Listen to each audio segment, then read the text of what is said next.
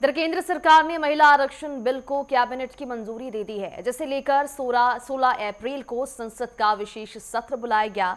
तो वहीं पंजाब बीजेपी के उपाध्यक्ष फतेह जंग सिंह बजवा ने इसे ऐतिहासिक कदम बताया है। बताते आपको चले कि बजवा ने कहा है कि अब चुनाव में महिलाओं को 33% आरक्षण मिलेगा, जिससे कि देश का विकास तेजी से होगा। प्रधानमंत्री मोदी ने भी सभी दलों से इसे पारित करने के लिए सहयोग मांगा है। साथ ही साथ यहां पर बाजवा ने नवजोत कौर सिद्धू को नई पार्टी पर निशाना साधा है और पंजाब की मान सरकार से धार्मिक ग्रंथों की यहां पर बेअदबी रोकने के लिए सख्त कानून बनाने की मांग की। क्या कुछ वो कह रहे हैं, सुनिए। महिला आरक्षण बिल को केंद्रीय कैबिनेट ने मंजूरी दे दी है। 16 अप्रैल को संसद का विशेष सत्र भी बुलाया गया है। पंजाब किस तरीके से इस बिल को देखता है, इस वक्त मेरे साथ पंजाब बीजेपी के वाइस प्रेसिडेंट फतेह जंग बाजवा साहब मौजूद हैं। सर, जिस तरीके से महिला आरक्षण बिल की अगर बात करें, लंबे समय से इस पर चर्चा रही है कि महिलाओं को आरक्षण दिया जाना चाहिए राजनीति में, लेकिन अब केंद्रीय कैबिनेट ने मंजूरी दे दी है, संसद का सत्र भी बुला दिया गया है।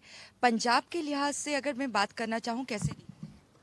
देखिए, सबसे पहले तो मैं माननीय प्राइम मिनिस्टर नरेंद्र मोदी जी का धन्यवाद करना चाहता हूं, जिन्होंने आज अपने ट्विटर के ज़रिए से ये सब ऑपोजिशन पार्टीज़ को रिक्वेस्ट की है भी 16 अप्रैल को हम पार्लियामेंट में विमेन रिजर्वेशन बिल लेके आएंगे, जो कि काफ़ी देर से ये चर्चा में चल रहा था।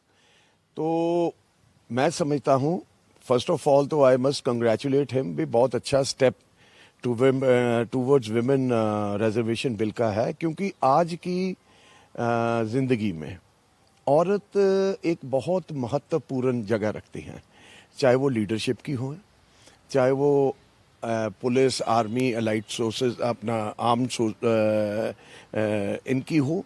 और मैं समझता हूँ भी विमेन के बिना आज पार्लियामेंट में उनकी आवाज़ को बुलंद करना, ये रिजर्वेशन बिल बहुत ज़रूरी था। 2029 की इलेक्शन में 33% जो विमेन के लिए कोटा गवर्नमेंट ने मेरा ख्याल है 33% के ऊपर ही ये रिजर्वेशन करेंगे, तो ये एक बहुत माइलस्टोन ये बिल पास होगा।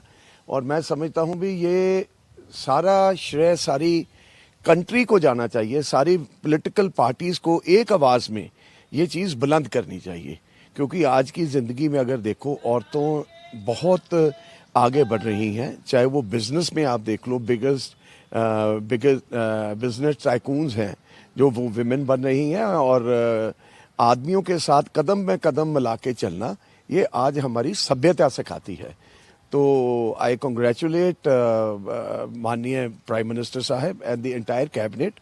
और साथ में मैं भी ये मैं आस करता हूँ भी जितनी भी पॉलिटिकल पार्टीज़ हैं, ऑपोजिशन की पॉलिटिकल पार्टीज़ हैं, they should also in one voice be in favour of the women reservation bill.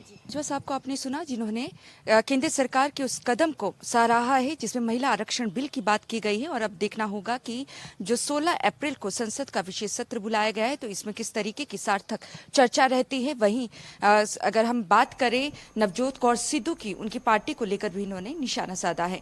Cameraman Ganesh के साथ नेटवर्क 10 के लिए चंडीगढ़ से ईशा ठाकुर।